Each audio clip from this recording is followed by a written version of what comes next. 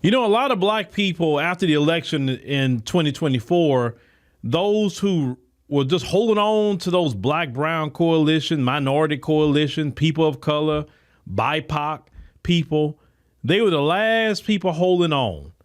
And boy, they got a wake-up call after the 2024 election when they actually looked at the exit poll and actually see how the minority coalition wasn't a coalition at all. It was a group of people that wanted to try to get a proximity to whiteness. And when those people woke up, that's when things really took off. I'll be honest with you. Because a lot of us been on that, hey, we not doing no minority coalition. We not no BIPOC. We not on none of that mess. We good. You know what I'm saying? But it was those people that were still holding on to that mess. But let me let you play what this one sister has to say, and let's get into it. I don't think y'all understood how monumental November was of 2024. I don't think y'all understand how monumental that moment was for every Black American, because that let us know that there is no unity. There is no unity amongst other minorities, right? And us, okay? We learned that the numbers don't lie. Y'all don't give a about your own communities. That's the difference between what happened in the 1960s and right now. That's the difference between George Floyd and those protests and right now. Black people gave about our own communities, and we were willing to put ourselves on the line, and we were willing to vote in large numbers to support our own communities. Y'all don't do that. Y'all vote completely against your own interests, your own families, your own communities. I'm not down with that. Dearborn, if you ever been to the Metro Detroit area, any that live in this area will tell you that Dearborn, Michigan, okay, they love Trump so mother much until now. What you have to understand about other groups aren't like Black Americans. In Black American culture, we're not looking for any proximity to whiteness because it doesn't benefit us in any way, shape, form, or fashion. Because Black people tried. We tried to get a proximity to whiteness and we always got screwed over in the end. So we said, okay, that don't work in this country. So we need to go on and fight for our community. We all we have. Nobody's going to come to our rescue. Bottom line. That's what this sister is really saying. So we talk about George Floyd, Michael Brown, Eric Garner, Trayvon, no matter who it is, right? Sandra Bland, Corin Gaines, you can just keep naming people. We care about our brothers and sisters because if we don't care about them, who else will? Nobody's trying to come to our rescue. All these other groups, they side with the white community about everything. Black people, they shouldn't be out there. Black people, they lazy. They should be at work instead of out here protesting, right? And now they want us to come out there and protest for them because, like she said, they don't care about their community and they don't care about them enough to put it all on the line, right? That's what she mean by care. You don't care. It's easy to say, yeah, I care about my people, whatever. You remember seeing Selena Gomez crying about all the situation with ICE. Why don't you get out there with the people? You know, our celebrities from even in the 1960s was out there with the people. And if they wasn't out there, they were financing behind the scenes for the people to do what they needed to do for the community. Y'all don't even do that, you other groups. You sit up there and go do a No Kings protest one day and then go back to work on Monday. That's why they don't take you seriously. And they love y'all. They love y'all because y'all don't take nothing seriously. See, listen, with Black Americans, they know, they about to disrupt commerce. They about to disrupt business as usual. Oh, man, we got a problem. They know this. They know we'll stay out there day and night, day and night, day and night, making the police be out there and draining that police budget. They know we'll cause $1 billion in the city real easy. They know that. But with y'all don't cause that. The police ain't working overtime with y'all because you're going home. You go out there so many hours, you go home, and you get up and go to work the next day. That's all you do. You're not serious about fighting for yourself. That's why would Black people go out there and fight for any of you?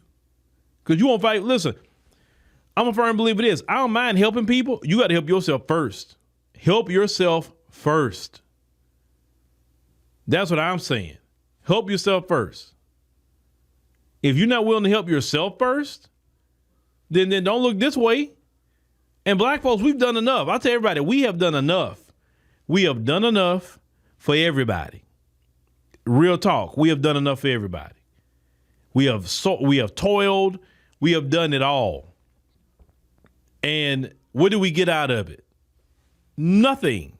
We got nothing out of any of it. So why should we, as black Americans, go and get in the mix of things that we're going to get, the worst of the worst happen to us? No.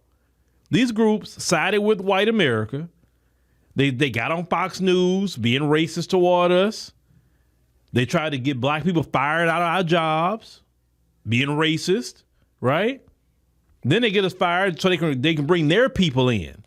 It's targeted. They don't target the white people. They only target black people. You think we haven't noticed all that? And unfortunately, some in the diaspora have done that too, unfortunately. We've noticed that too. So this is why black Americans say, no, you good, you on your own, leave us alone. It don't matter what Trump do at this point. Leave us alone. Do we agree with what he's doing? No. But in some instances, some black Americans do agree because they say, you know what? Immigration never benefited us. We was sitting up here getting people imported over here that don't like us. That we don't want to import white racists from other countries. We don't want to do that. So it's better that you go. These we got enough racists here to deal with. That is homegrown.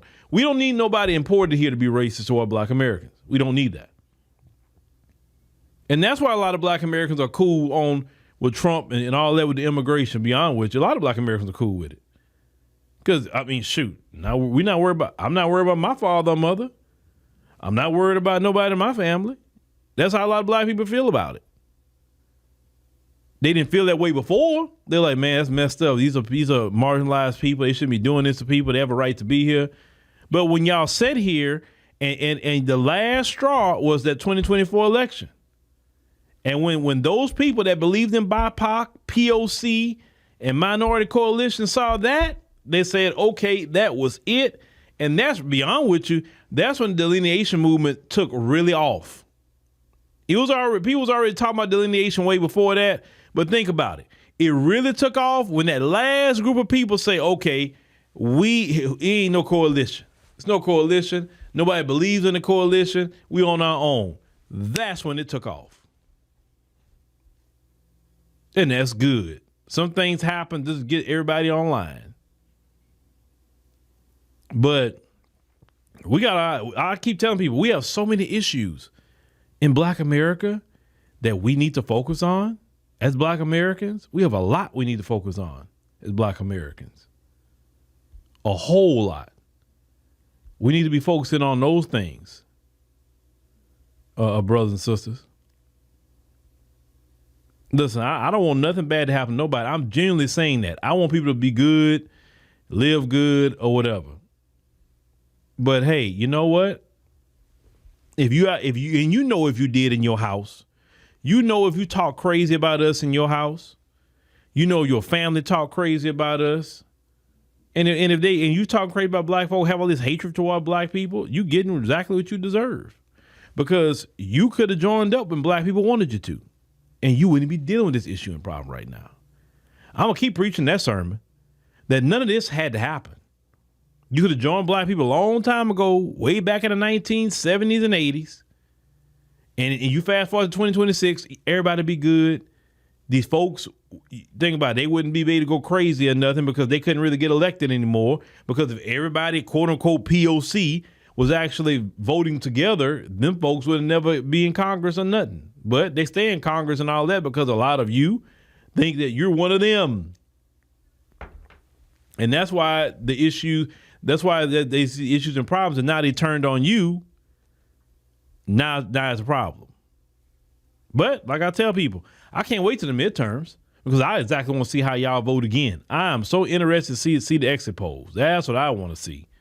I want to see that. And my thing is, and let's say if y'all come and y'all vote a certain way in the midterms. It needs to be way more in the midterms. It needs to be the next voting cycle and the next voting cycle. Basically, it's like this. I won't believe nothing until you vote the way black people tell you to at this point. Because so many of you made videos saying black people are right, black people are right. Okay, if black people are right, black people telling you how to vote and what should you vote for. And if you still on this, the proximity to whiteness, it'll show in your voting. It'll show.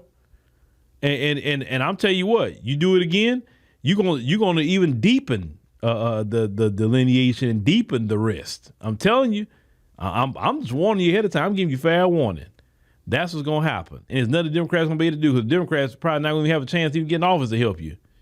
And Democrats having to change their tune too about all that immigration. So there you go. But all this had to happen, and it was a blessing to Black America that Kamala Harris lost the election, because if she would have won, we would still had all these people, this minority coalition crap. And since she lost, and they really got to see you don't have no minority coalition, now we can get somewhere as black people.